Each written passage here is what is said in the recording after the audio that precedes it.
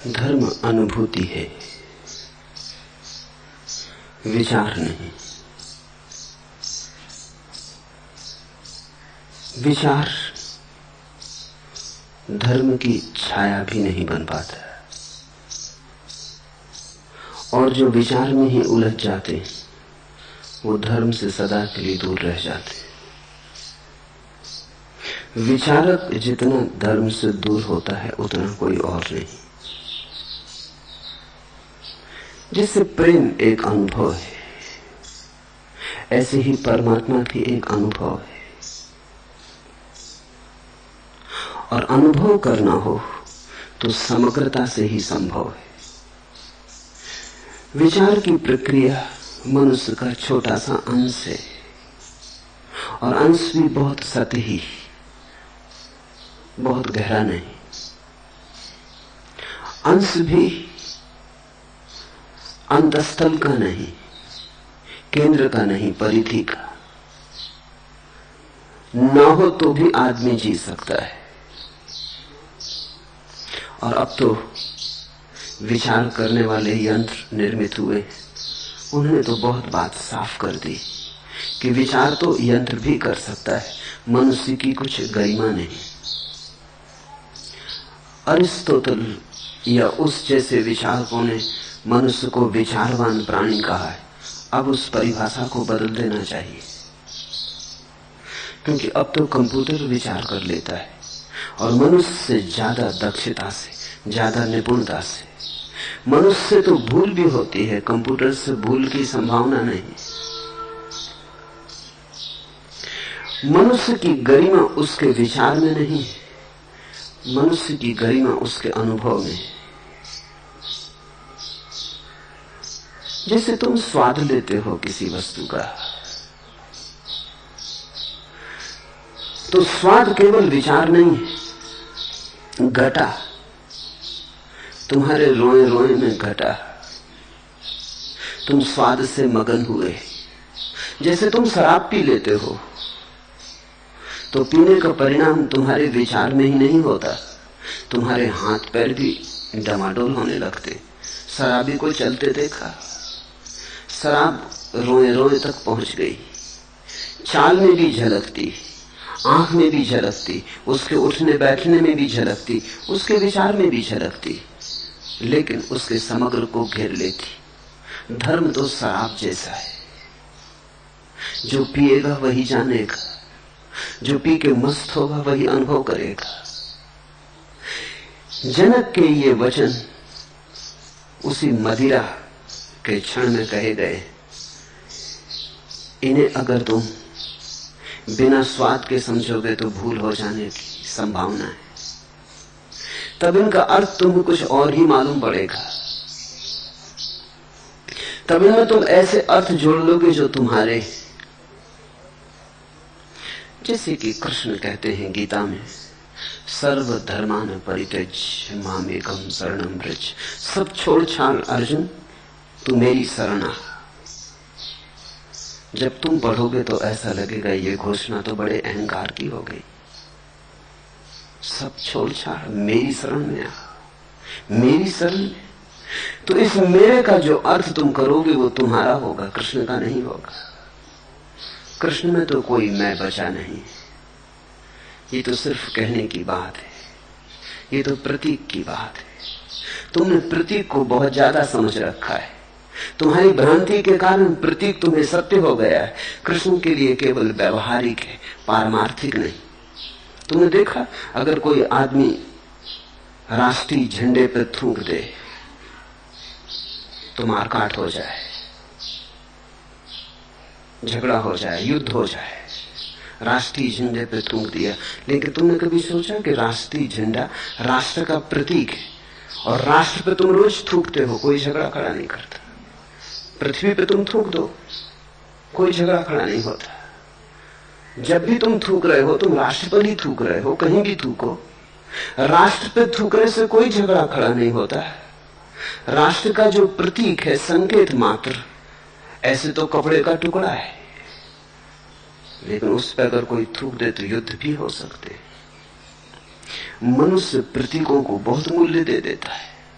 इतना मूल्य जितना उनमें नहीं है। मनुष्य अपने अंधेपन में प्रतीकों में जीने लगता है।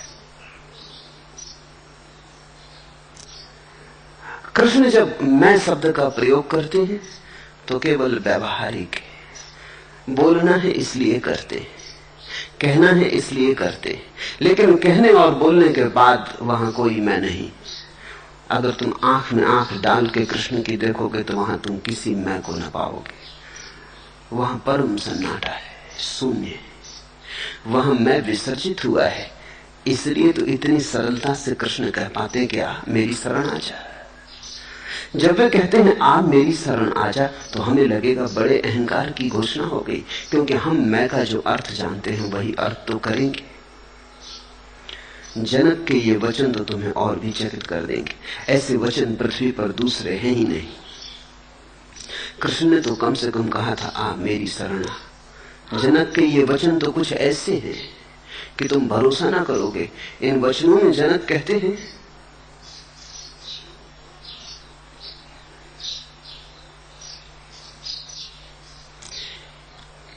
कि अहो अहो मेरा स्वभाव, अहो मेरा प्रकाश, आश्चर्य, ये मैं कौन हूं?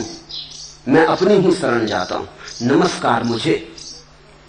ये तुम हैरान हो जाओगे। इन वचनों में जनक अपने को नमस्कार करते हैं, यहां तो दूसरा भी नहीं बचा। बार बार कहते हैं मैं आश्चर्य में हूं, मुझको नमस्कार है। अहो अहम नमो मह्यम विनाशो यश नास्ति में। मैं इतने आश्चर्य से भर गया हूं, मैं स्वयं आश्चर्य हूं। मैं अपने को नमस्कार करता हूं, क्योंकि सभी नष्ट हो जाएगा तब भी मैं बचूंगा। ब्रह्मा से लेकर कण तक सब नष्ट हो जाएगा फिर भी मैं बचूंगा। मुझे नमस्कार है। मुझ जैसा दक्ष कौन? संसार में हूं और अलिप्त, जल में कमलवत, मुझे नमस्कार है। मनुष्य जाति ने ऐसी उद्घोषणा कभी सुनी नहीं। अपने को ही नमस्कार। तुम कहोगे ये तो अहंकार की हद हो गई। दूसरे से कहते तब भी ठीक था, ये अपने ही पैर छू लेना। ऐसा उल्लेख है रामकृष्ण के जीवन में। एक चित्रकार ने रामकृष्ण का चित्र उतारा। वो जब चित्र लेके आया तो रामकृष्ण के भक्त बड़े संकोच में पड़ गए, क्योंकि रामकृष्ण उस चित्र को देख देख के उसके चरण छूने लगे। वो उन्हीं का चित्र था। उसे सिर से लगाने लगे। किसी भक्त ने कहा परमहंस देव आप पागल तो नहीं हो गए हैं, ये चित्र आपका है। रामकृष्ण ने कहा खूब याद दिलाई, मुझे तो चित्र समाधि का दिखा। जब मैं समाधि की अवस्था में रहा हूंगा तब उतारा गया हो। खूब याद दिलाई, अन्यथा लोग मुझे पागल कहते। मैं तो समाधि को नमस्कार करने लगा। ये चित्र समाधि का है, मेरा नहीं। लेकिन जिन्होंने देखा था उन्होंने तो यही समझा होगा ना कि हुआ पागल आदमी।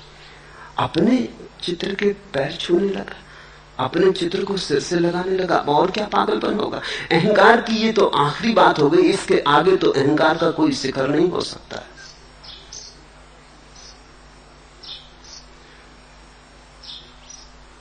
जनक इन वचनों में मस्ती में बोल रहे, एक स्वाद उत्पन्न हुआ है। मगन हो गए। नाच सकते होते मीरा जैसे तो नाचे होते।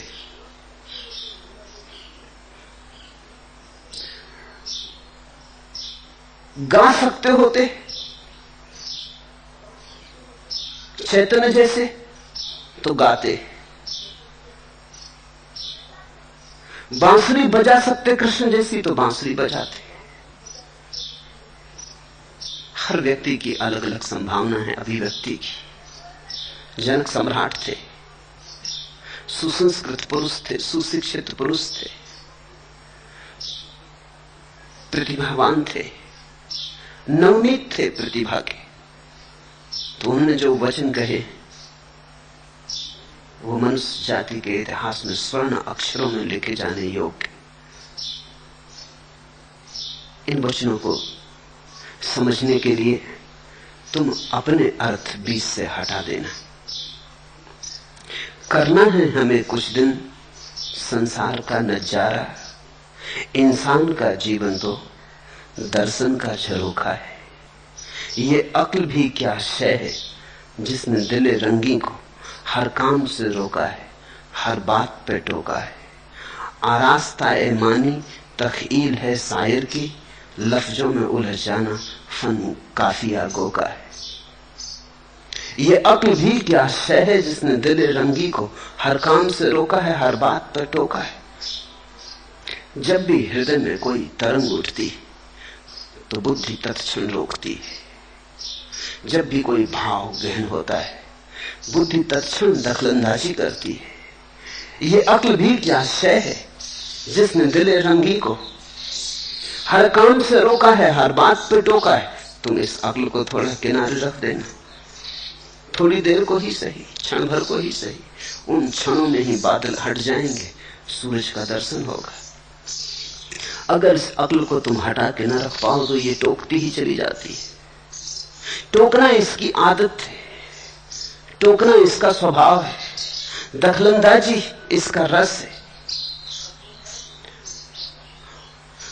और धर्म का संबंध है हृदय से। वो तरंग खराब हो जाएगी, उस तरंग पे बुद्धि का रंग चढ़ जाएगा और बात खो जाएगी। तुम कुछ का कुछ समझ लोगे। आरास्ताए मानी तखील है शायर की। जो वास्तविक कवि है, मनीषी है, ऋषि है, वो तो अर्थ पर ध्यान देता है। आरास्ताए मानी तखील है शायर की, उसकी कल्पना में तो अर्थ के फूल खिलते हैं, अर्थ की सुगंध उठती। लफ्जों में उलझ जाना फन काफिया गो का है। लेकिन जो तुकबंद है काफिया गो, वो शब्दों में ही उलझ जाता है, वो कवि नहीं। तुकबंद तो शब्दों के साथ शब्दों को मिलाया चला जाता है।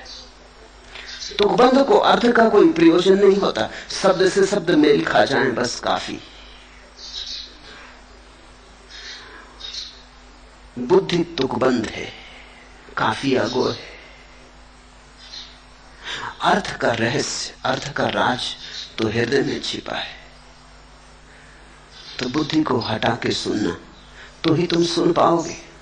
मैंने सुना है मुल्ला नसरुद्दीन एक कपड़े वाले की दुकान पर गए और एक कपड़े की ओर इशारा करके पूछने लगे, भाई इस कपड़े का क्या भाव है? दुकानदार बोला, मुल्ला 5 रुपए मीटर। मुल्ला ने कहा 4.5 रुपए में देना है। दुकानदार बोला, बड़े मियां 4.5 में तो घर में पड़ता है। तो मुल्ला ने कहा ठीक, फिर ठीक तो ठीक है, घर से ही ले लेंगे।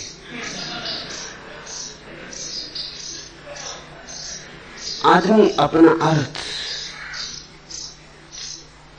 डाले चला जाता है। एक रोगी ने एक दांत के डॉक्टर से पूछा कि क्या आप बिना कष्ट के दांत निकाल सकते? डॉक्टर ने कहा हमेशा नहीं, अभी कल की ही बात है। एक व्यक्ति का दांत मरोड़ कर निकालते समय मेरी कलाई उतर गई। डॉक्टर का दर्द अपना है, दांत निकलवाने जो आया है उसकी फिक्र दूसरी है, उसका दर्द अपना है। मुल्ला नसरुद्दीन को एक जगह नौकरी पर रखा गया। मालिक ने कहा जब तुम्हें नौकरी पर रखा गया था तब तुमने कहा था कि तुम कभी थकते नहीं, और अभी अभी तुम मेज पर टांग पसार के सो रहे थे। मुल्ला ने कहा मालिक मेरे ना थकने का यही तो राज है।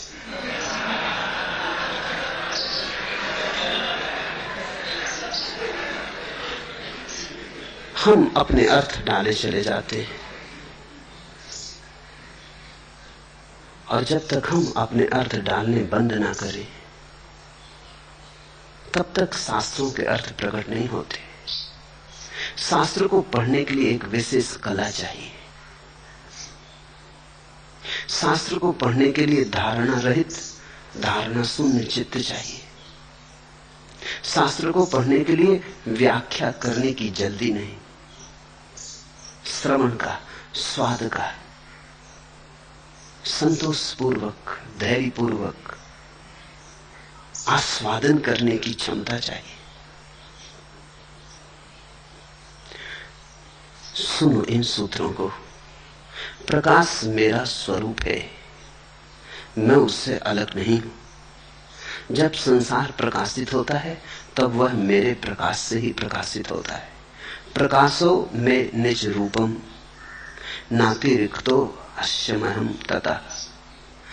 इस सारा जगत मेरी ही प्रकाश से प्रकाशित है, कहते हैं जनक। निश्चित ही ये प्रकाश मैं का प्रकाश नहीं हो सकता जिसकी जनक बात कर रहे हैं। ये प्रकाश तो मैं शून्यता का ही प्रकाश हो सकता है।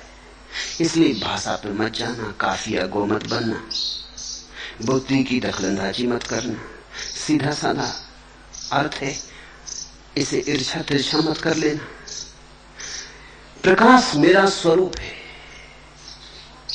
कहने को तो ऐसा ही कहना पड़ेगा, क्योंकि भाषा तो अज्ञानियों की है, ज्ञानियों की तो कोई भाषा नहीं। इसलिए कभी अगर दो ज्ञानी मिल जाएं तो चुप रह जाते हैं, बोले भी क्या। न तो भाषा है कुछ, न बोलने को है कुछ, न विषय है बोलने के लिए कुछ, न जिस भाषा में बोल सके वह है। कहते हैं फरीद और कबीर का मिलना हुआ था, 2 दिन चुप बैठे रहे, एक दूसरे का हाथ हाथ में ले लेते, गले भी लग जाते, आंसुओं की धार भी बहती, खूब मगन होकर डोलने भी लगते। शिष्य तो घबरा गए। शिष्यों की बड़ी आकांक्षा थी कि दोनों बोलेंगे तो हम पर वर्षा हो जाएगी, कुछ कहेंगे तो हम सुन लेंगे, एक शब्द भी पकड़ लेंगे तो सार्थक हो जाएगा जीवन। लेकिन बोले ही नहीं। 2 दिन बीत गए, वो 2 दिन बड़े लंबे हो गए। शिष्य प्रतीक्षा कर रहे हैं और कबीर और फरीद चुप बैठे। अंततः जब विदा हो गए, कबीर विदा कराए फरीद को, तो फरीद के शिष्यों ने पूछा क्या हुआ, बोले नहीं आप। ऐसे तो आप सदा बोलते, हम कुछ भी पूछते हैं तो बोलते, और हम इसी आशा में तो आपको मिलाए कबीर से कि कुछ आप दोनों के बीच होगी बात, कुछ रस बहेगा तो हम अभागे भी थोड़ा बहुत उसमें से पी लेंगे। दोनों किनारों को पास कर दिया था, गंगा बहेगी, हम भी स्नान कर लेंगे, लेकिन गंगा बही ही नहीं। मामला क्या हुआ? फरीद ने कहा कबीर और मेरे बीच बोलने को कुछ न था, न बोलने की कोई भाषा थी, न पूछने को कुछ था, न कहने को कुछ था बहुत कुछ, धारा बही भी, गंगा बही भी, लेकिन शब्द की न थी, मौन की थी। यही कबीर से उनके शिष्यों ने पूछा कि क्या हुआ, आप चुप क्यों हो गए? आप तो ऐसे हो गए जैसे सदा से गूंगे हो। कबीर ने कहा पागलो, अगर फरीद के सामने बोलता तो अज्ञानी सिद्ध होता, जो बोलता वही अज्ञानी सिद्ध होता। ना बोले ही जहां काम चलता हो वहां बोलने की बात ही कहां। जहां सुई से काम चलता हो वहां तलवार पागल उठाते। यहां बिना बोले चल गया, खूब धारा बही, देखा नहीं कैसे आंसू बहे, कैसी मस्ती रही। शब्द की कोई जरूरत नहीं दो ज्ञानियों के बीच। 2 अज्ञानियों के बीच शब्द ही शब्द होते हैं, अर्थ बिल्कुल नहीं होता। 2 ज्ञानियों के बीच अर्थ ही अर्थ होता है, शब्द बिल्कुल नहीं होते। अज्ञानी और ज्ञानी के बीच शब्द भी होते हैं, अर्थ भी होते हैं। संभाषण के लिए एक ज्ञानी चाहिए, एक अज्ञानी चाहिए। 2 अज्ञानी हो तो विवाद होता है, संभाषण तो हो नहीं सकता, संवाद हो नहीं सकता, सिर्फ उटंगल हो सकती है। 2 ज्ञानी हो, शब्द से संवाद नहीं होता, किसी और गहन लोक में केंद्रों का मिलन होता, सम्मिलन हो जाता है। संवाद की जरूरत क्या? बिन कहे बात पहुंच जाती है, बिन बताए दर्शन हो जाता है। एक अज्ञानी और एक ज्ञानी के बीच संवाद की संभावना है। ज्ञानी बोलने को राजी हो, अज्ञानी सुनने को राजी हो तो संवाद हो सकता है। शास्त्रों के वचन एक अर्थ में सदा विरोधाभासी, पैराडॉक्सिकल, क्योंकि शास्त्र जो कहते हैं वो कहा नहीं जा सकता और जो नहीं कहा जा सकता उसको कहने की चेष्टा करते। अनुकंपा है कि किन्हीं बुद्ध पुरुषों ने कहने की चेष्टा की है उसको जो नहीं कहा जा सकता। आंखें हमारी उठाने की आकांक्षा की है उस तरफ जहां हम आंखें उठाना भूल ही गए। हमें आकाश के थोड़े दर्शन कराए, हम तो जमीन पर सरकते रेंगते, हमने सिर उठाना बंद कर दिया है। कहते हैं मंसूर को जब फांसी लगी और जब वो सूली पर लटका हुआ हंसने लगा, कोई 1 लाख लोगों की भीड़ थी, उनमें से किसी ने पूछा मंसूर तुम हंस क्यों रहे हो? मंसूर ने कहा मैं इसलिए हंस रहा हूं कि चलो ये अच्छा ही हुआ कि फांसी लगी, तुमने कम से कम थोड़ा आंख तो ऊपर उठा के देखा। सूली पे लटका था तो लोगों को सिर ऊपर करके देखना पड़ रहा था, तो मंसूर ने कहा तुमने कम से कम चलो इस बहाने से ही थोड़ा आकाश की तरफ तो आंखें उठाई। इसलिए प्रसन्न हूं कि ये सूली ठीक ही हुई। शायद मुझे देखते देखते तुम्हें वो दिख जाए जो मेरे भीतर छिपा है। शायद इस मृत्यु की घड़ी में, मृत्यु के आघात में तुम्हारे विचार की प्रक्रिया बंद हो जाए और क्षण भर को आकाश खुल जाए और तुम्हें उसके दर्शन हो जाएं जो मैं हूं। प्रकाशो में निजम रूपम, प्रकाश मेरा स्वरूप है। नाति रिक्तो अस्म्यम तथा, मैं उससे अलग नहीं, प्रकाश से अलग नहीं। ये जो प्रकाश का अंतः स्रोत है ये तभी उपलब्ध होता है जब मैं चला जाता है। लेकिन कहो तो कैसे कहो, जब कहना होता है तो मैं को फिर ले आना होता है। जब संसार प्रकाशित होता है तब वह मेरे प्रकाश से ही प्रकाशित होता है। निश्चित ही जनक यहां जनक नाम के व्यक्ति के संबंध में नहीं बोल रहे हैं। व्यक्ति तो खो गया, व्यक्ति की लहर तो गई, ये तो सागर बचा। ये सागर हम सबका है। ये घोषणा जनक की उनके ही संबंध में नहीं, तुम्हारे संबंध में भी है। जो कभी हुए उनके संबंध में, जो कभी होंगे उनके संबंध में, ये समस्त अस्तित्व के संबंध में घोषणा है। तुम जरा मिटना सीखो तो इसका स्वाद लगने लगे, और स्वाद लगेगा तो ऐसी घोषणाएं तुमसे भी उठेंगी। इन्हें रोकना मुश्किल है। मंसूर को पता था कि अगर उसने इस तरह की बात कही, अनल हक अहम ब्रह्मास्मि, कि मैं ही परमात्मा हूं, तो सूली लगेगी। मुसलमानों की भीड़ उसे बर्दाश्त न कर सकेगी, अंधों की भीड़ उसे देख ना पाएगी। फिर भी उसने घोषणा की। उसके मित्रों ने उसे कहा भी कि ऐसी घोषणा ना करो, ऐसी घोषणा खतरनाक होगी। मंसूर भी जानता है कि ऐसी घोषणा खतरनाक हो सकती है, लेकिन ये घोषणा रुक ना सकी। जब फूल खिलता है तो सुगंध बिखरेगी, जब दिया जलेगा तो प्रकाश फैलेगा ही। फिर जो हो। रहीम का एक वचन है, खैर खून खांसी खुशी बैर प्रीत मदपान, रहीमन दाबे ना दबे जानत सकल जहान। कुछ बातें हैं जो दबाए नहीं दबती। साधारण मदिरा पी लो तो कैसे दबाओगे? अक्सर ऐसा होता है, शराब पीने वाला जितना दबाने की कोशिश करता है उतना ही प्रकट होता। ख्याल किया तुमने? शराबी बड़ी चेष्टा करता है कि किसी को पता ना चले, संभल के बोलता है, उसी में पता चलता है, संभल के चलता है, उसी में डमाडोल हो जाता है। होशियारी दिखाना चाहता है कि किसी को पता ना चले। मुल्ला नसरुद्दीन एक रात पी के घर लौटा तो बहुत विचार करके लौटा कि आज पत्नी को पता न चलने देगा, क्या करना चाहिए। सोचा कि चल के कुरान पढ़ूं। कभी सुना कि शराबी और कुरान पढ़ता हो? जब कुरान पढ़ूंगा तो साफ हो जाएगा कि शराब पी के नहीं आया हूं, कहीं शराबियों ने कुरान पढ़े। घर पहुंचा, प्रकाश जला के बैठ गया, कुरान पढ़ने लगा। आखिर पत्नी आई, उसने उसे झकझोरा और कहा कि बंद करो ये बकवास, ये सूटकेस खोले किस लिए बैठे हो? कुरान शराबी खोजे कैसे? वो सूटकेस मिल गया उनको, उसे खोल के पढ़ रहे थे।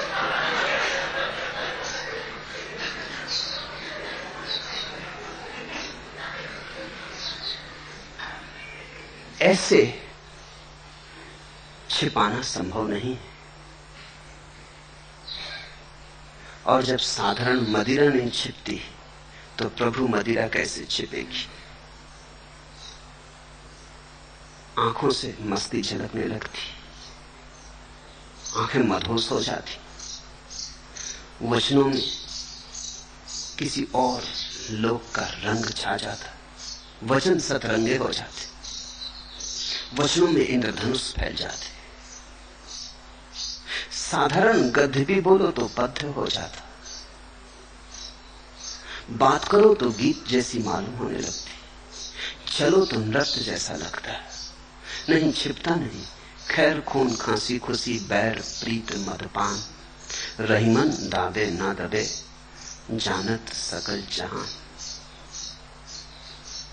उद्घोषणा होके रहती, सत्य स्वभावता उद्घोषक है। जैसे ही सत्य की घटना भीतर घटती, तुम्हारे अनजाने उद्घोषणा होने लगती। जनक ने ये शब्द सोच सोच के नहीं कहे हैं, सोच सोच के कहते तो संकोच खा जाते। अभी अभी अष्टावक्र को लाए हैं, अभी अभी अष्टावक्र ने थोड़ी सी बातें कही हैं और जनक को घटना घट गई। संकोच करते, अगर बुद्धि से हिसाब लगाते, कहते क्या सोचेंगे अष्टावक्र कि मैं अज्ञानी और ऐसी बातें कह रहा हूं। ये तो परम ज्ञानियों के योग है। इतनी जल्दी कहीं घटना घटती, अभी सुना और घट गई, ऐसा कहीं हुआ है? समय लगता, जन्म जन्म लगते, बड़ी दुभरी यात्रा है, खड़क की धार पे चलना होता। सब बातें याद आई होती और सोच के कहा होता कि इतने दूर तक ऐसी घोषणा मत करो, लेकिन ये घोषणा अपने से हो रही है। मैं तुम्हें याद दिलाना चाहता हूं, जनक कह रहे हैं ऐसा कहना ठीक नहीं, जनक से कहा जा रहा है ऐसा कहना ठीक। आश्चर्य है कि कल्पित संसार अज्ञान से मुझ में ऐसा भासता है जैसे सीपी में चांदी, रस्सी में सांप, सूर्य की किरणों में जल भासता है। अहो विकल्पितम विश्वम अज्ञानामयी भासते, रूप्यम सुक्तो फणि रजो वारी सूर्य करे यथा। जैसे सीपी में चांदी का भ्रम हो जाता, रस्सी में कभी अंधेरे में सांप की भ्रांति हो जाती, और मरुस्थल में सूर्य की किरणों के कारण कभी कभी मरुद्यान का भ्रम हो जाता, मृग मरीचिका पैदा हो जाती। आश्चर्य, ये घटना इतनी आकस्मिक घटी है,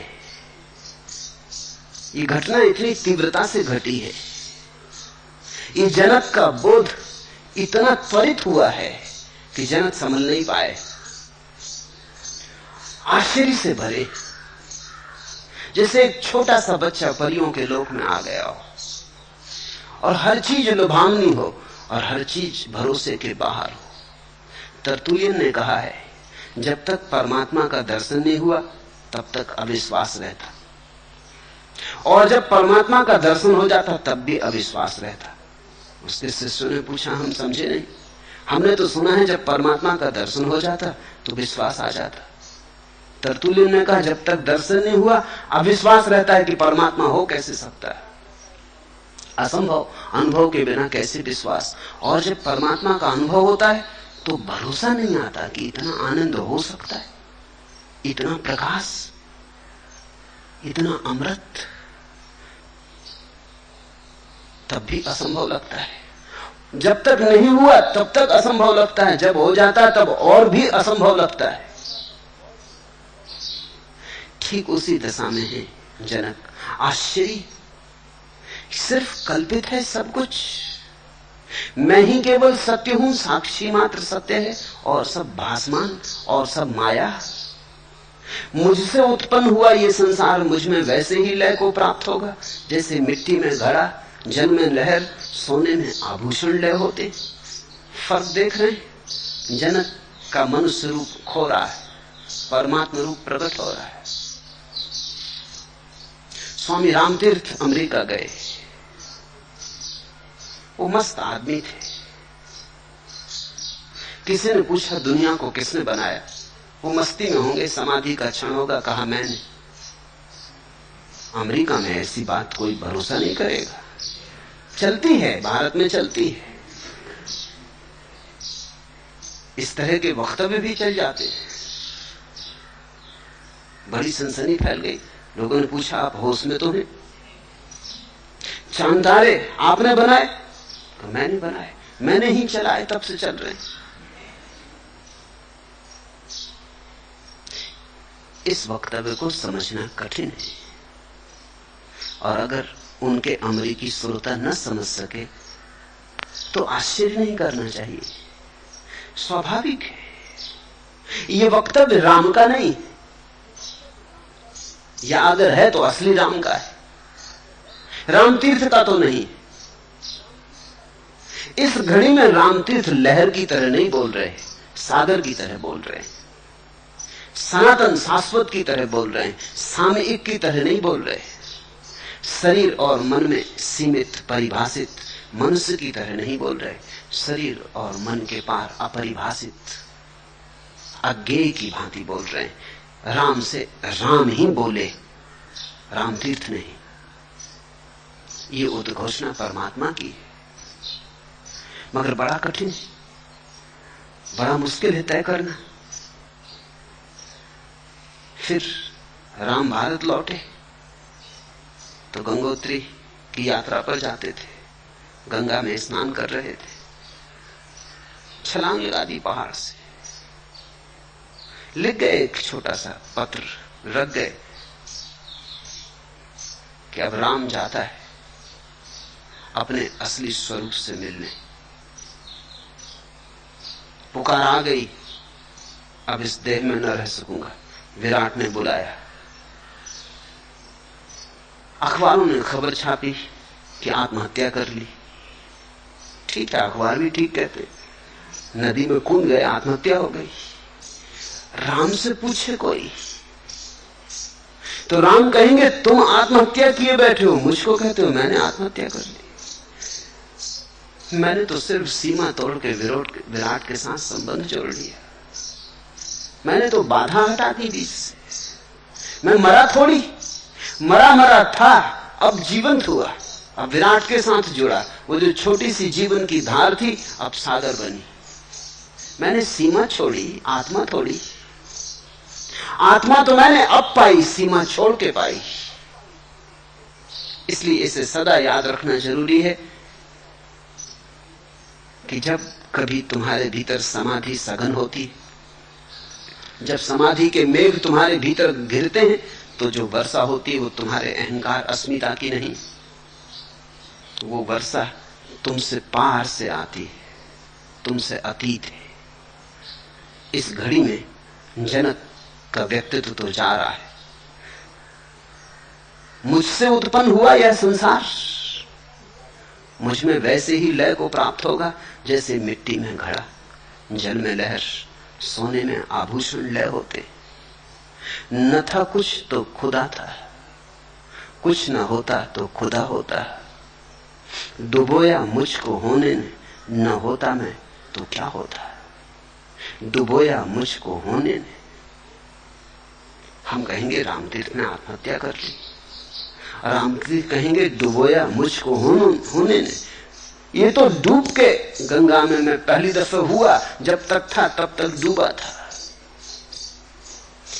न था कुछ तो खुदा था, कुछ न होता तो खुदा होता। डुबोया मुझको होने ने, न होता मैं तो क्या होता।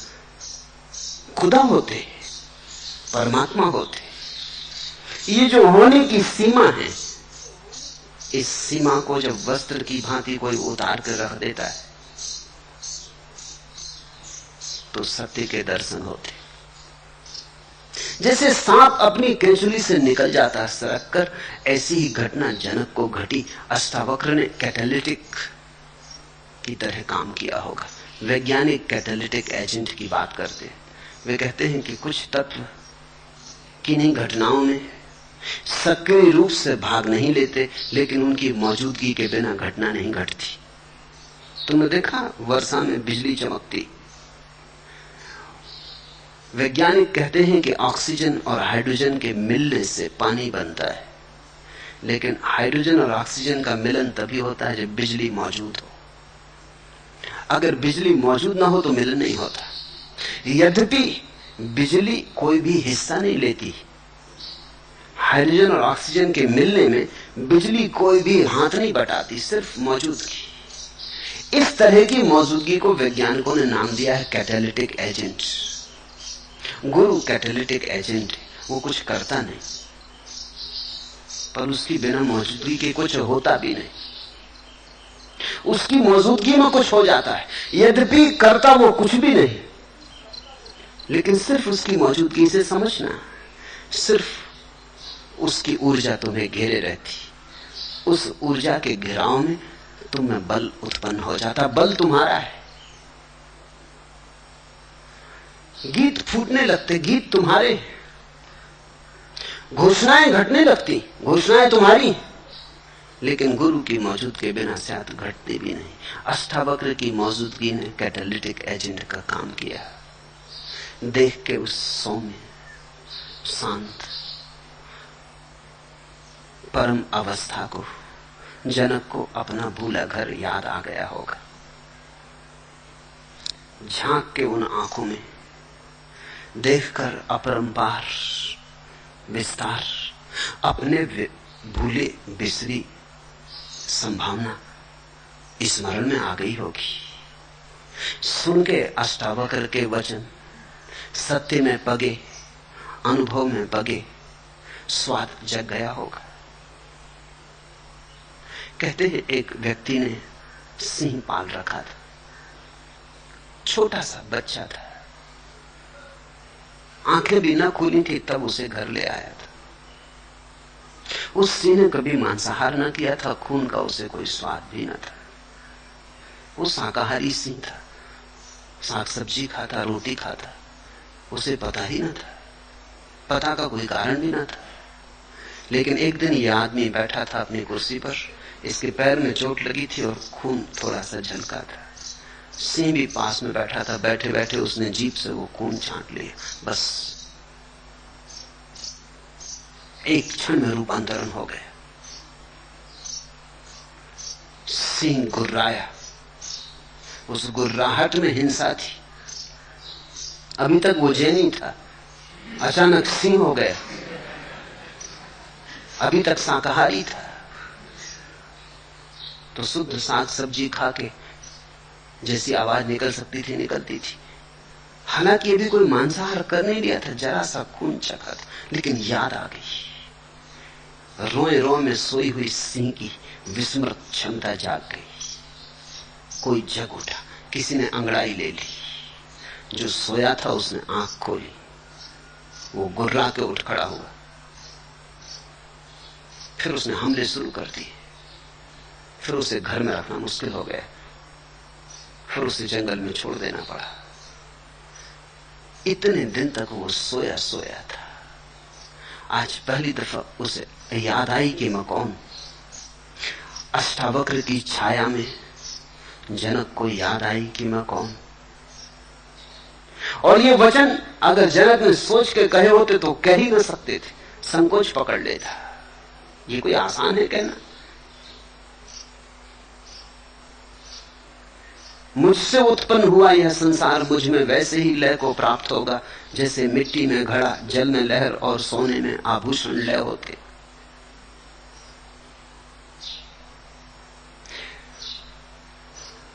अष्टावक्र की छाया, अष्टावक्र की मौजूदगी जगा गई।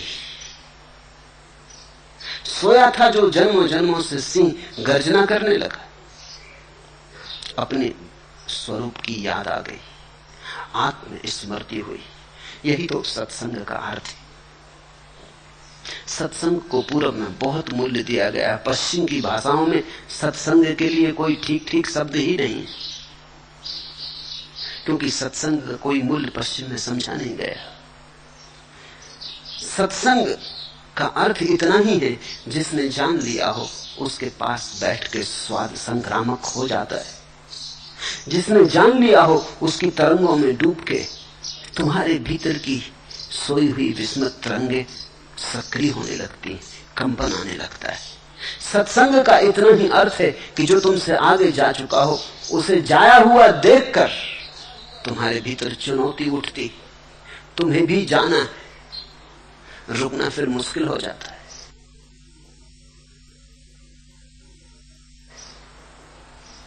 सत्संग का अर्थ गुरु के वचन सुनने से उतना नहीं जितनी गुरु की मौजूदगी पीने से, जितना गुरु को अपने भीतर आने देने, जितना गुरु के साथ एक लय में बद्ध हो जाने से। गुरु एक विशिष्ट तरंग में जी रहा है।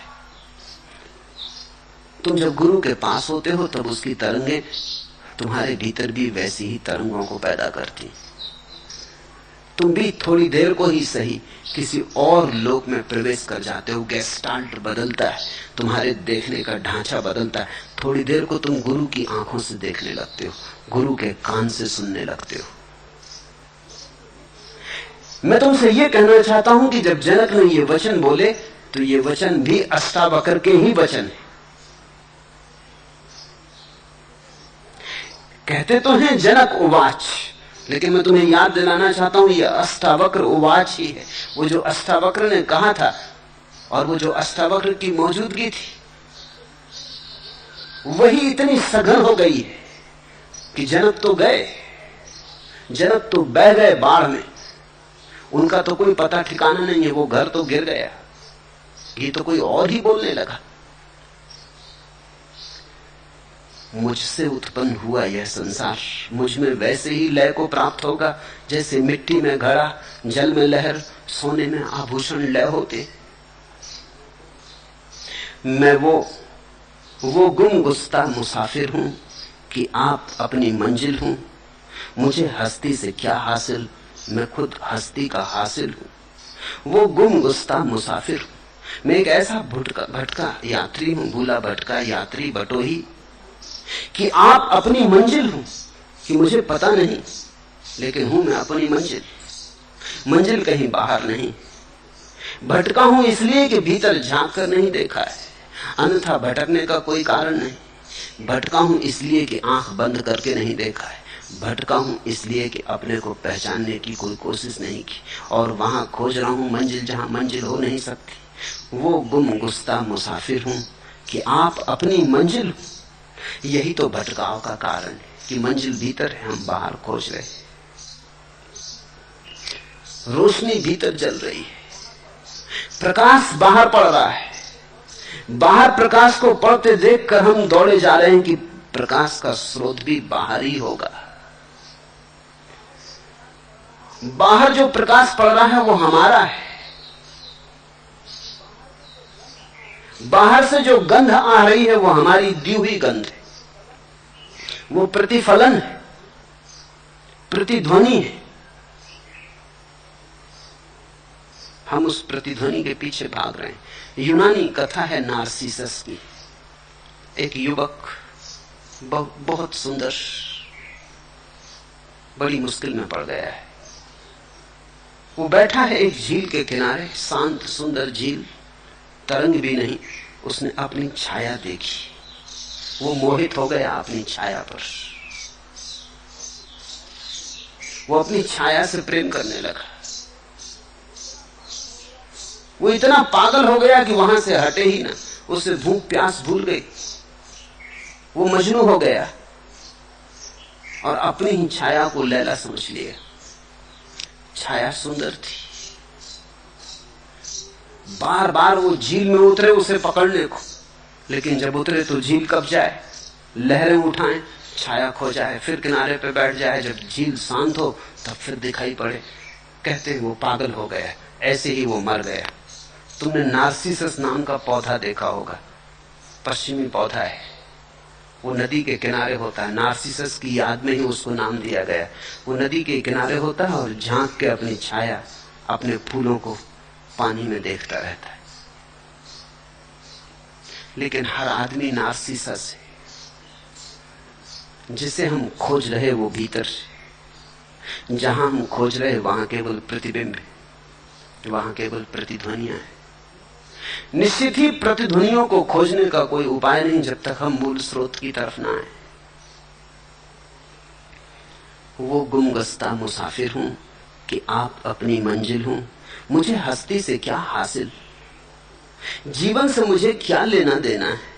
मैं खुद हस्ती का हासिल हूं, मैं खुद जीवन का निष्कर्ष हूं। जीवन से मुझे कुछ लेना देना नहीं है, जीवन के माध्यम से मुझे कुछ अर्थ नहीं खोजना है।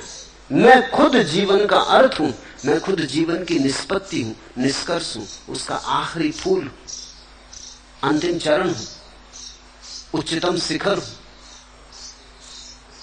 लेकिन जो व्यक्ति जीवन में अर्थ खोज रहा है वो निरंतर अर्थहीनता को अनुभव करता है। यही तो हुआ आधुनिक युग में, अर्थ खो गया है। लोग कहते हैं जीवन में अर्थ कहां। ऐसी दुर्घटना पहले कभी ना घटी थी। ऐसा नहीं कि पहले बुद्धिमान आदमी ना थे, बहुत बुद्धिमान लोग हुए, उनके साथ तुलना भी करनी कठिन है। बुद्ध भी हुए हैं, जरथुस्त्र भी हुए हैं, लाओत्सु भी हुए हैं, अष्टावक्र भी हुए। बुद्धि के और क्या शिखर हो सकते हैं, इससे बड़ी और क्या मेधा होगी। लेकिन कभी किसी ने नहीं कहा कि जीवन में अर्थ नहीं। आधुनिक युग के जो बुद्धिमान लोग हैं, सात्र हो, कामू हो, काफका हो, वो सब कहते हैं कि जीवन में कोई अर्थ नहीं, अर्थहीन, वितंडा, मूर्ख के द्वारा कही गई कथा है। Tale told by an idiot, एक मूर्ख के द्वारा कहा गया अर्थहीन वक्तव्य, अनर्गल प्रलाप। A tale told by an idiot full of fury and nice signifying nothing. नहीं कुछ अर्थ, नहीं कुछ मूल्य, व्यर्थ की बकवास। ऐसा है जीवन। क्या हुआ? जीवन अचानक अर्थहीन क्यों मालूम होने लगा? कहीं ऐसा तो नहीं कि अर्थ हम गलत दिशा में खोज रहे हैं? क्योंकि कृष्ण तो कहते हैं जीवन महासार्थक,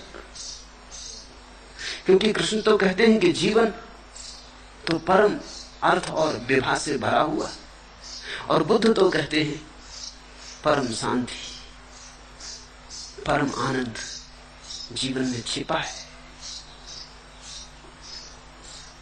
अष्टावक्र तो कहते हैं जीवन स्वयं परमात्मा। कहीं भूल हो रही, कहीं चूक हो रही, हम कहीं गलत दिशा में खोज रहे हैं। मुझे हस्ती से क्या हासिल, मैं खुद हस्ती का हासिल हूं। जब हम बाहर खोजते हैं जीवन अर्थहीन मालूम होता है, जब हम भीतर खोजते हैं जीवन अर्थपूर्ण मालूम होता है, क्योंकि हम ही जीवन के अर्थ हैं। मैं आश्चर्य में हूं, मुझको नमस्कार है। ब्रह्म से लेकर तृण पर्यंत जगत के नाश होने पर भी मेरा नाश नहीं, मैं नित्य हूं। ऐसा अद्भुत वचन न तो पहले कभी कहा गया, न फिर पीछे कभी कहा गया। इस वचन की अद्भुतता देखते हो? मुझको नमस्कार है। निश्चित ही ये जनक का वक्तव्य नहीं, ये परम घटना घट गई, उस घटना का ही वक्तव्य है। ये समाधिस्थ स्वर है, ये संगीत समाधि का है। अहो अहम नमो मह्यम विनाशो यश नास्ति में। सब मिटेगा, मैं नहीं मिटूंगा। सब जन्मता है, मरता है, मैं न जन्मता हूं न मरता हूं। आश्चर्य मैं हूं, मैं स्वयं आश्चर्य हूं। मुझे मेरा नमस्कार। छोटी सी छोटे तृण से लेके ब्रह्मा तक बनते हैं और मिटते हैं, उनका समय आता और जाता। वे सब समय में घटी हुई घटनाएं हैं, तरंगे हैं। मैं साक्षी हूं, मैं उन्हें बनते और मिटते देखता हूं। वे मेरे ही आंखों के सामने चल रहे अभिनय, खेल और नाटक है। मेरी ही आंखों की प्रकाश में वे प्रकाशित होते और लीन हो जाते। ब्रह्मा भी जिनकी तुम मंदिरों में पूजा करते हो, ब्रह्मा विष्णु महेश, वे आते हैं और जाते हैं। सिर्फ एक तत्व इस जगत में ना आता ना जाता, वह तुम ही हो। तुमसे मुक्त तुम ही। और जब तुमसे मुक्त हो तब तुम पाओगे कि चरणों में अपने ही झुक गए। तब तुम पाओगे भीतर विराजमान है परम प्रभु। तब तुम पाओगे जिसे तुम खोजते थे वो तुम्हारे भीतर सदा से मौजूद प्रतीक्षा करता था। मैं आश्चर्य में हूं, मुझको नमस्कार है। मैं आश्चर्य में हूं, मैं देहधारी होता हुआ भी अद्वैत हूं। दो दिखाई पड़ता हूं फिर भी अद्वैत हूं। वो दो दिखाई पड़ना सिर्फ ऊपर ऊपर है। जैसे एक वृक्ष में बहुत सी शाखाएं दिखाई पड़ती, अगर तुम शाखाएं गिनो तो अनेक है, अगर तुम वृक्ष के नीचे उतरने लगो तो पेड़ में आके एक हो जाता। ऐसे ही ये जो अनेक रूप दिखता है संसार, वो भी अपने मूल में आके एक हो जाता है। ये एक का ही फैलाव है।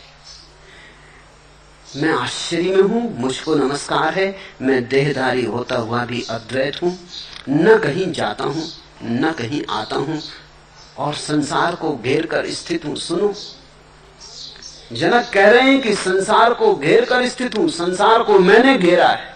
मैं संसार की परिभाषा हूं, मैं असीम हूं, संसार मेरे भीतर। साधारणतः हम देखते हैं हम संसार के भीतर है। ये तो अपूर्व क्रांति हुई, ये तो गेस्टाल्ट पूरा बदला। जनक कहते हैं संसार मेरे भीतर है। जैसे आकाश में बादल उठते हैं और खो जाते, ऐसे युग मुझ में आते और विलीन हो जाते। मैं निराकार, साक्षी रूप, दृष्टा मात्र, सबको घेर कर खड़ा हूं। इसे तुम समझो। बच्चे थे तुम कभी, तब एक आकार घिरा था तुम्हारे आकाश में, बचपन का। फिर तुम जवान हो गए, वो रूप खो गया। फिर दूसरा बादल घिरा, नया आकार तुमने लिया, तुम जवान हो गए। बच्चे थे तब तुम्हें काम वासना का कोई भी पता न था। कोई समझाता तो भी तुम समझ ना पाते। फिर तुम जवान हुए, नई वासना उठी, वासना ने नए वस्त्र पहने, नया रंग खिला, तुम्हारे जीवन ने नया ढांचा पकड़ा। फिर तुम बूढ़े होने लगे, जवानी भी गई, जवानी का शोरगुल भी गया, वो वासना भी बह गई। अब तुम्हें हैरानी होती है कि कैसे तुम उन वासनाओं में उतर सके। अब तुम चकित होकर सोचते हो कि मैं ऐसा मूढ़ था, कि मैं ऐसा अज्ञानी था। हर बूढ़े को एक ना एक दिन, अगर वो सच में जीवन को जरा भी देखने में सफल हो पाया है, तो ये बात आश्चर्य से भरती है कि मैं कैसी कैसी चीजों के पीछे भागा। धन, पद, मोह, स्त्री, पुरुष, कैसी कैसी चीजों के पीछे भागा, क्या क्या खोजता फिरा। मैं खुद खोजता फिरा, भरोसा नहीं आता कि मैं और ऐसे सपने में हो सकता था। अरब में एक कहावत है कि अगर जवान आदमी रो ना सके तो जवान नहीं, और अगर बूढ़ा आदमी हंस ना सके तो बूढ़ा नहीं। जवान आदमी अगर रो ना सके तो जवान नहीं, क्योंकि जो रो नहीं सकता, जो भी आंसू नहीं बहा सकता, उसका भाव कुंठित है, उसके जीवन में तरंग नहीं, मौज नहीं। जो पीड़ित नहीं हो सकता वो जवान नहीं, पथरीला है, उसका हृदय खिला नहीं, अनखिला रह गया। और बूढ़ा जो हंस ना सके पूरे जीवन पर और अपने पर कि कैसी मूढ़ता है, कैसा मजाक है, तो बूढ़ा नहीं। बूढ़ा वही है जो हंस सके सारी मूढ़ता पर, अपनी और सबकी, और कहे खूब मजाक चल रहा है। लोग पागल हुए भागे जा रहे हैं उन चीजों के पीछे जिनका कोई भी मूल्य नहीं। उसे अब दिखाई पड़ता है कोई भी मूल्य नहीं। कभी तुम जवान, कभी तुम बूढ़े, कभी बादल एक रूप लेता, कभी दूसरा, कभी तीसरा, लेकिन तुमने ख्याल किया कि भीतर तुम एक ही हो। जिसने देखा था बचपन उसी ने जवानी देखी, जिसने देखी जवानी उसी ने बुढ़ापा देखा। तुम दृष्टा हो। वो जो देखने वाला पीछे खड़ा है वो वही का वही है। रात तुम सोते हो तब तुम्हारा दृष्टा सपने देखता है। जब सपने भी नहीं रह जाते, सिर्फ गहरी तंद्रा होती, सुसुप्ति होती, तब तुम्हारा दृष्टा सुसुप्ति देखता है कि खूब गहरी नींद। इसलिए तो सुबह उठ के तुम कभी कहते हो रात खूब गहरी नींद लगी। किसने देखी? अगर तुम पूरे के पूरे सो गए थे और तुम्हारे भीतर कोई देखने वाला ना बचा था तो किसने देखी, किसने जानी, किसको ये खबर मिली, कौन ये कह रहा है? सुबह उठ के कौन कहता है कि रात में गहरी नींद सोया? अगर तुम सो ही गए थे तो जानने वाला कौन था?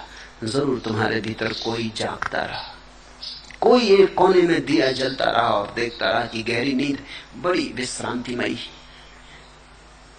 बड़ी आह्लादकारी, बड़ी शांत।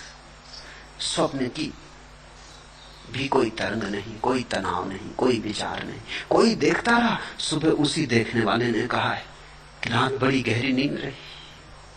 रात सपने भरे रहे तो सुबह तुम कहते हो रात सपनों में गई। न मालूम कैसे कैसे दुख स्वप्न देखे। जरूर देखने वाला सपनों में खो नहीं गया था, जरूर देखने वाला सपना हो नहीं गया था। देखने वाला अलग ही खड़ा रहा था। फिर दिन में तुम खुली आंख का दुनिया देखते हो।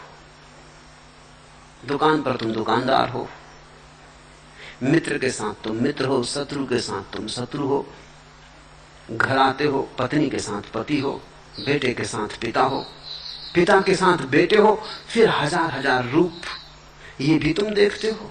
लेकिन तुम इन सब के पार देखने वाले हो। कभी सफलता देखते हो, कभी विफलता, कभी बीमारी, कभी स्वास्थ्य, कभी सौभाग्य के दिन, कभी दुर्भाग्य के दिन। लेकिन एक बात तय है कि ये सब आते और जाते, तुम न आते, तुम न जाते। मैं आश्चर्य में हूं, मुझको नमस्कार। मैं देहधारी होता हुआ अद्वैत, न कहीं जाता न कहीं आता, न क्वचित गंता न क्वचित आगंता, न जाता न आता, बस हूं। ये होना मात्र ही स्वरूप है। और संसार को घेर कर स्थित हूं, और संसार को मैंने घेरा। यही तो तुम्हारा संसार है। ये संसार तुम्हारे भीतर है, तुम इस संसार के भीतर नहीं। तुम इसके मालिक हो, तुम इसके गुलाम नहीं। तुम जिस क्षण चाहो पंख फैला दो और उड़ जाओ। अगर तुम इसके भीतर हो तो अपनी मर्जी से हो, किसी की जबरदस्ती से नहीं। इतना तुम्हें ख्याल रहे फिर कुछ अड़चन नहीं। फिर अगर तुम बंधन में पड़े हो अपनी मर्जी से तो बंधन भी बंधन नहीं। फिर तुम्हारी जो मर्जी, फिर तुम्हें जो करना हो करो। लेकिन एक बात मत भूलना कि तुम करता नहीं हो, करता फिर एक रूप है। भोगता नहीं हो, भोगता एक रूप है। तुम साक्षी हो, वही तुम्हारी शाश्वतता है। पूर्व में हमारा सबसे बड़ा खोज का जो लक्ष्य रहा है वो उसे खोज लेना है जो समयातीत है, कालातीत है। जो समय की धारा में बनता बिगड़ता है वो प्रतिबिंब है, जो समय के पार खड़ा है साक्षीवत, वही सत्य है।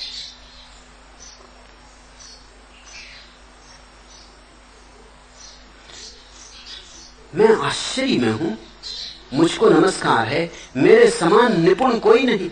सुनते हो, जनक कहते मेरे समान निपुण कोई भी नहीं, क्योंकि शरीर से स्पर्श किए बिना ही मैं इस विश्व को सदा सदा धारण किए रहा हूं।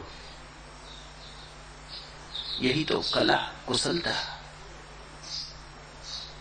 अहो अहम नमो मह्यम दक्षो नास्ति मत समा। मुझ जैसा कौन दक्ष, मुझ जैसा कौन कुशल। छुआ भी नहीं शरीर को, कभी नहीं छुआ है। छूने का कोई उपाय नहीं, क्योंकि तुम्हारा स्वभाव और शरीर का स्वभाव इतना भिन्न है कि छूना हो नहीं सकता, छूने की घटना घट नहीं सकती। तुम सिर्फ साक्षी हो, तुम सिर्फ देख ही सकते हो। शरीर दृश्य है, वो सिर्फ दिखाई पड़ सकता है। तुम्हारा और शरीर का मिलना हो नहीं सकता। तुम शरीर में खड़े रहो, शरीर तुम में खड़ा रहे, लेकिन अस्पर्शित, जैसे अनंत दूरी पर। दोनों का स्वभाव इतना भिन्न है कि तुम मिला ना सकोगे। तुम दूध में पानी मिला सकते हो, लेकिन पानी को तेल में ना मिला सकोगे, उनका स्वभाव अलग है। दूध में पानी मिल जाता है क्योंकि दूध पहले से पानी है, 90% से भी ज्यादा पानी, इसलिए दूध में पानी मिल जाता है। लेकिन तेल में तुम पानी ना मिला सकोगे, वे मिलेंगे ही नहीं, वे मिल ही नहीं सकते, उनका स्वभाव अलग है। फिर भी ध्यान रखना, शायद वैज्ञानिक कोई विधि निकाल लें तेल और पानी को मिलाने की, क्योंकि कितना ही स्वभाव भिन्न हो, दोनों ही पदार्थ हैं। लेकिन चेतना और जड़ को मिलाने का कोई उपाय नहीं, क्योंकि जड़ पदार्थ है और चेतना पदार्थ नहीं। दृश्य और दृष्टा को मिलाने का कोई उपाय नहीं। दृष्टा दृष्टा रहेगा, दृश्य दृश्य रहेगा। इसलिए जनक कहते हैं कि आश्चर्य से भर गया हूं मैं, आश्चर्य ही हो गया हूं, कैसी मेरी निपुणता कि इतना इतने कर्म किए और फिर भी अलिप्त हूं, इतना इतना भोगा, फिर भी भोग की कोई रेखा भी मुझ पे नहीं पड़ी। जैसे पानी पे तुम लिखते रहो और कुछ लिखा नहीं जाता, ऐसे ही तुम साक्षी के साथ कर्म करते रहो, भोग करते रहो, कुछ लिखा नहीं जाता, सब पानी की लकीरें की भांति मिट जाता है। तुम लिख नहीं पाए और मिट जाता है। मेरे समान निपुण कोई नहीं, क्योंकि शरीर से स्पर्श किए बिना ही मैं इस विश्व को सदा सर्वदा धारण किए हूं। दिल में वो तेरे है मकी, दिल से तेरे अलग नहीं, तुझसे जुदा वो लाख हो, तू ना उसे जुदा समझ। हम लाख समझें अपने को कि शरीर से जुड़े हैं, हम जुड़ नहीं सकते, और हम लाख समझें अपने को कि हम परमात्मा से अलग हैं, हम अलग नहीं हो सकते। और ये दोनों बातें एक साथ समझ में आती हैं, जब भी समझ में आती। जब तक तुम सोचते हो कि तुम शरीर से जुड़ सकते हो, तब तक इसका एक दूसरा पहलू भी है कि तुम सोचोगे तुम परमात्मा से टूट गए। जिस दिन तुम जानोगे परमात्मा से जुड़े हो, उस दिन तुम जानोगे अरे आश्चर्यों का आश्चर्य कि मैं शरीर से कभी भी जुड़ा न था। दिल में वो तेरे है मकी, दिल से तेरे अलग नहीं, वो परम सत्य तेरे दिल में बसा है। दिल में वो तेरे है मकी, उसने वही मकान बनाया है। दिल से तेरे अलग नहीं, तुझसे जुदा वो लाख हो, तू ना उसे जुदा समझ। भला कितना ही तुझे प्रतीत होता रहे कि जुदा है जुदा है, तो जुदा मत समझना, क्योंकि जुदा होने का उपाय नहीं। परमात्मा से अलग होने की कोई व्यवस्था नहीं, और संसार के साथ एक होने का कोई उपाय नहीं। यद्यपि जो नहीं हो सकता उसी को करने में हम जन्मों जन्मों से लगे रहे। जिस दिन तुम भी जागोगे, और निश्चित किसी दिन जागोगे, क्योंकि जो सोया है वो कब तक सोएगा, क्योंकि जो सोया है जागना उसका स्वभाव है, तभी तो सो गया है। जो सोया है सोने में ही खबर दे रहा है कि जाग भी सकता है, जागना उसकी संभावना है। जो जाग नहीं सकता वो सोएगा कैसे? जो जाग सकता है वही सो सकता है। किसी न किसी दिन तुम जागोगे, जब जागोगे तब तुम्हें भी लगेगा मेरे समान निपुण कोई भी नहीं। शरीर से स्पर्श किए बिना मैं इस विश्व को सदा सदा धारण किए हूं, और मैं ही इस विश्व को धारण किए हूं। कोई और इसे नहीं संभाले, छुआ भी नहीं है इसे, और मैं संभाले हूं। ज़ैन फकीर कहते हैं कि गुजरना नदी से, लेकिन ध्यान रखना जल पानी को छूने न पाए। वो इसी बात की खबर दे रहे हैं कि अगर तुम्हें समझ आ जाए साक्षी की तो तुम गुजर जाओगे नदी से। पानी शरीर को छुएगा, तुम्हें नहीं छू सकेगा, तुम साक्षी ही बने रहोगे। इस संसार में साक्षी बनना सीखो। थोड़ा थोड़ा कोशिश करो। राह पे चलते कभी इस भांति चलो कि तुम नहीं चल रहे, सिर्फ शरीर चल रहा है। तुम तो वही हो, न क्वचित गंता न क्वचित आगंता, न कभी जाता कहीं न कभी आता कहीं। राह पर अपने को चलता हुआ देखो और तुम दृष्टा बनो। भोजन की टेबल पर भोजन करते हुए देखो अपने को कि शरीर भोजन कर रहा है, हाथ को और बनाता, मुंह तक लाता, तुम चुपचाप खड़े खड़े देखते हो। प्रेम करते हुए देखो अपने को, क्रोध करते हुए देखो अपने को, सुख में देखो, दुख में देखो। धीरे धीरे साक्षी को संभालते जाओ। एक दिन तुम्हारे भीतर भी उद्घोष होगा, परम वर्षा होगी, अमृत झरेगा। तुम्हारा हक है, स्वरूप सिद्ध अधिकार है। तुम जिस दिन चाहो उस दिन उसकी घोषणा कर सकते हो। मैं आश्चर्य में हूं, मुझको नमस्कार है, मेरा कुछ भी नहीं है अथवा मेरा सब कुछ, जो वाणी और मन का विषय। कहते जनक कि एक अर्थ में मेरा कुछ भी नहीं है, क्योंकि मैं ही नहीं हूं। मैं ही नहीं बचा तो मेरा कैसा। तो एक अर्थ में मेरा कुछ भी नहीं और एक अर्थ में सभी कुछ मेरा है, क्योंकि जैसे ही मैं नहीं बचा परमात्मा बचता है और उसी का सब कुछ है। ये विरोधाभासी घटना घटती है जब तुम्हें लगता है मेरा कुछ भी नहीं और सब कुछ मेरा है। अहो अहम नमो मह्यम यस्य मे नास्ति किंचन अथवा यस्य मे सर्वम यत वांग मनस गोचरम। जो भी दिखाई पड़ता है आंख से, इंद्रियों से अनुभव में आता है, कुछ भी मेरा नहीं है क्योंकि मैं दृष्टा हूं। लेकिन जैसे ही मैं दृष्टा हुआ वैसे ही पता चलता है सभी कुछ मेरा है, क्योंकि मैं सारे अस्तित्व का केंद्र हूं। दृष्टा तुम्हारा व्यक्तिगत रूप नहीं है, दृष्टा तुम्हारा समष्टिगत रूप है। भोक्ता की तरह हम अलग अलग हैं, कर्ता की तरह हम अलग अलग हैं, दृष्टा की तरह हम सब एक हैं। मेरा दृष्टा और तुम्हारा दृष्टा अलग अलग नहीं, मेरा दृष्टा और तुम्हारा दृष्टा एक ही है। तुम्हारा दृष्टा और अष्टावक्र का दृष्टा अलग अलग नहीं, तुम्हारा और अष्टावक्र का दृष्टा एक ही है। तुम्हारा दृष्टा और बुद्ध का दृष्टा अलग अलग नहीं। तो जिस दिन तुम दृष्टा बने उस दिन तुम बुद्ध बने, अष्टावक्र बने, कृष्ण बने, सब बने। जिस दिन तुम दृष्टा बने उस दिन तुम विश्व का केंद्र बने। इधर मिटे उधर पूरे हुए। खोया ये छोटा सा मैं, ये बूंद छोटी सी, और पाया सागर आनंद का।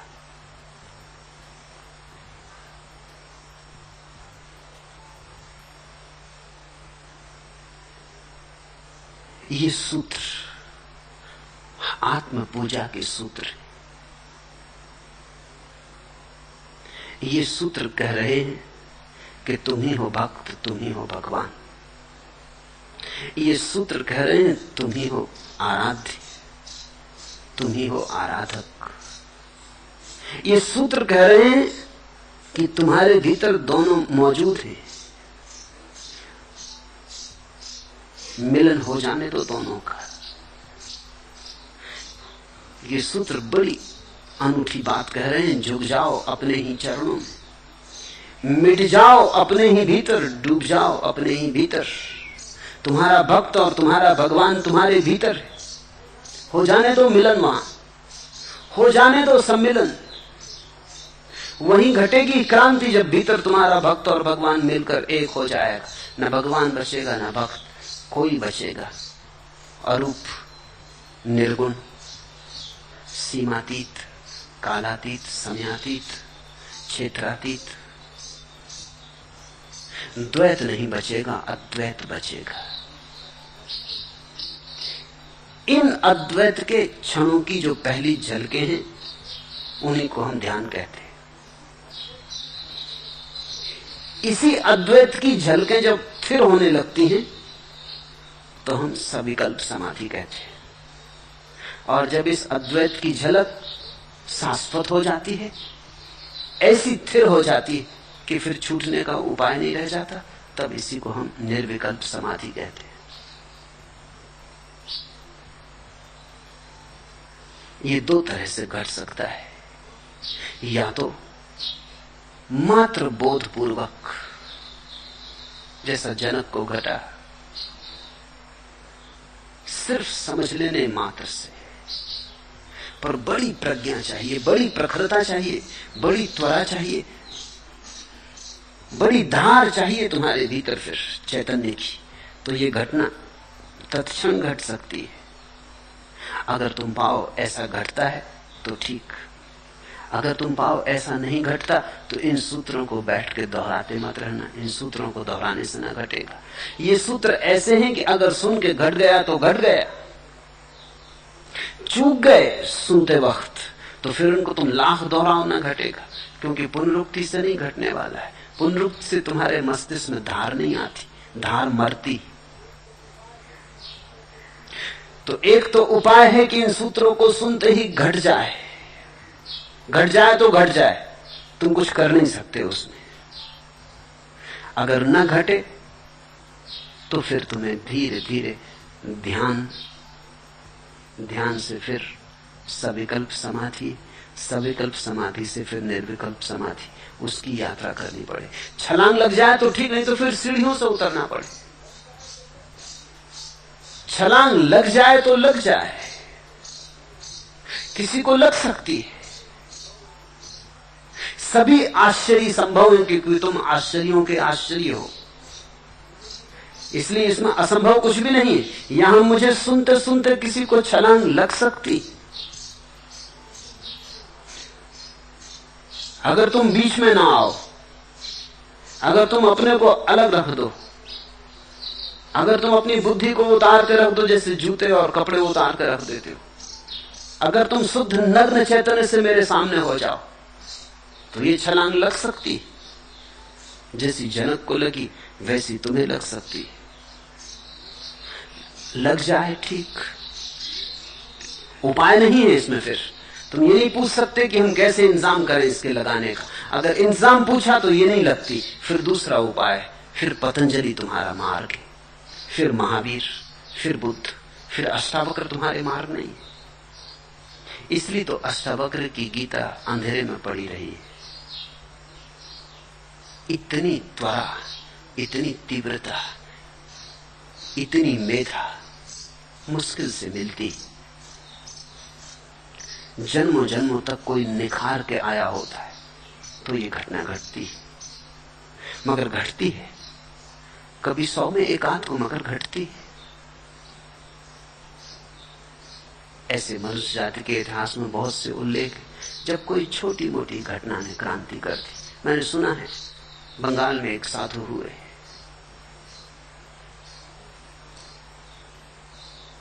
अदालत में क्लर्क थे, हेड क्लर्क थे, रिटायर हो गए। राजा बाबू नाम था, बंगाली थे सो बाबू। 60 के ऊपर उम्र हो गई थी। एक दिन सुबह घूमने निकले थे,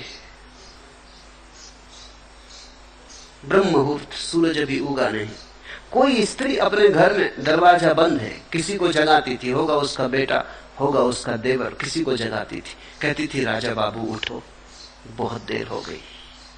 राजा बाबू बाहर से निकल रहे थे, अपनी छड़ी लिए सुबह घूमने निकले थे। अचानक सुबह उस ब्रह्म मुहूर्त के क्षण में, सूरज अभी उगने को है, आकाश पर लाली फैली, पक्षी गीत गुनगुनाने लगे, सारी प्रकृति जागरण से भरी। घट गई बात। स्त्री तो किसी और को जगाती थी, इन राजा बाबू से तो कुछ कहा ही न था। उसे तो पता भी न था कि राजा बाबू बाहर से निकल रहे हैं, ये तो अपने घूमने निकले थे। वो किसी को भीतर कहती थी कि राजा बाबू उठो, सुबह हो गई, बहुत देर हो गई, अब उठो भी, कब तक सोए रहोगे। सुनाई पड़ा, घट गई घटना, घर नहीं लौटे, चलते ही गए, जंगल पहुंच गए। घर के लोगों को पता चला,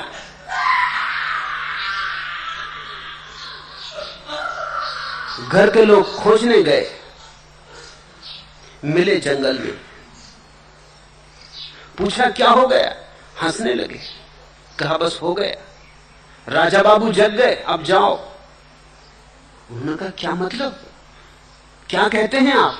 उन्होंने कहा अब कहने सुनने को कुछ भी नहीं, बहुत देर वैसे ही हो गई थी, बात समझ में आ गई। सुबह का वक्त था, सारी प्रकृति जाग रही थी, उसी जागरण में मैं भी जाग गया। कोई स्त्री कहती थी उठो, बहुत देर हो गई, पड़ गई चोट। अब स्त्री तो अष्टावक्र भी न थी, खुद भी जागी न थी। तो कभी कभी ऐसा भी हुआ है, अगर तुम्हारी मेधा प्रगाढ़ हो, तुम्हारा फल पक गया हो, तो हवा का झोंका, या न चले हवा तो भी कभी पका फल बिना झोंके के भी गिर जाता है। हो जाए तो हो जाए, लेकिन अगर न हो तो निराश मत हो जाना, उदास मत हो जाना। अगर आकस्मिक ना हो तो क्रमिक हो सकता है। आकस्मिक कभी कभी होता है, अपवाद स्वरूप है, इसलिए अष्टावक्र की गीता अपवाद स्वरूप है। इसमें कोई विधि नहीं है, कोई मार्ग नहीं है। जापान में ज़ेन परंपरा के दो स्कूल, दो परंपराएं। एक परंपरा है सडन एनलाइटनमेंट, तत्क्षण संबोधि। वो जो कह रहे हैं वो वही जो अष्टावक्र कहते। उनका गुरु कुछ नहीं सिखा था, आके बैठ जाता है, कुछ मौज हुई तो बोल देता है, हो जाए हो जाए। ऐसे गुरु को एक सम्राट ने अपने महल में आमंत्रित किया। वो गुरु आया, वो मंच पर चढ़ा, सम्राट बड़ी उत्सुकता से प्रतीक्षा करता था, वो बैठा है शिष्य भाव से। उस गुरु ने मंच पर बैठ के थोड़ी देर इधर उधर देखा, जोर से टेबल पर मुक्के मारे, उठा और चला गया। उस सम्राट चौंक कर रह गया कि ये क्या हुआ। उसने अपने वजीर से पूछा, वजीर ने कहा उन्हें मैं जानता हूं, इससे ज्यादा महत्वपूर्ण व्याख्यान उन्होंने कभी दिया ही नहीं, मगर समझे तो समझे, नहीं समझे तो नहीं समझे। सम्राट ने कहा ये व्याख्यान, ये टेबल पर 3 दफा घूंसे मारना और चले जाना, बस हो गई बात। उस वजीर ने कहा कि वो जगाने की कोशिश करके जाग चले गए, जगो तो जग जाओ, राजा बाबू उठो, सुबह हो गई। वो अलार्म बजा के चल दी। उस वजीर ने कहा मैंने इन गुरु के और भी व्याख्यान सुने, मगर इससे ज्यादा प्रगाढ़ और इससे ज्यादा सचेतन करने वाला व्याख्यान उन्होंने कभी दिया ही नहीं। मगर आप चिंतित ना हो, क्योंकि मैंने बहुत सुने, मैं भी अभी जागा नहीं, आपने तो पहले व्याख्यान सुना है, सुनते रहे, हो जाए शायद। ये आकस्मिक घटना है, इसमें कार्य कारण का कोई संबंध नहीं, अभूतपूर्व, जिससे तुम्हारे अतीत का कोई लेना देना नहीं। हो जाए तो हो जाए। ये कोई वैज्ञानिक घटना नहीं है कि 100 डिग्री तक पानी गर्म करेंगे तो भाप बनेगा। ये मामला कुछ ऐसा है कि कभी बिना गर्म किए भाप बन जाता। इसका वैज्ञानिक कोई व्याख्या नहीं है। अष्टावक्र विज्ञान के बाहर है। अगर तुम्हारी बुद्धि वैज्ञानिक हो, तुमको ऐसे कैसे होगा, कुछ करेंगे तब होगा, तो फिर तुम वैज्ञानिक बुद्धि से चलो। फिर तुम बुद्ध को पूछो तो अष्टांगिक योग है, फिर तुम पतंजलि को पूछो तो उनका भी योग है। फिर प्रक्रियाएं, ये योग नहीं, ये सांख्य का शुद्ध वक्तव्य है। इसलिए अष्टावक्र बहुतों को जगा सके होंगे ऐसा भी नहीं। कोई एक आध जनक जग गया होगा, बस जनक जग गया ये भी बहुत है, जरूरी ना था। और तो कुछ खबर भी नहीं कि अष्टावक्र से कोई और भी जगा। बुद्ध ने बहुतों को जगाया, पतंजलि अब भी जगाए चले जाते हैं। अष्टावक्र ने तो केवल एक व्यक्ति को जगाया, वो भी अष्टावक्र ने जगाया कहना कठिन है। जनक जागने की क्षमता में थे, अष्टावक्र तो केवल निमित्त बन गए, कारण नहीं निमित्त। तो जो सडन एनलाइटनमेंट, तत्क्षण बोधि संबोधि के उपाय हैं, उनमें तो गुरु केवल निमित्त है।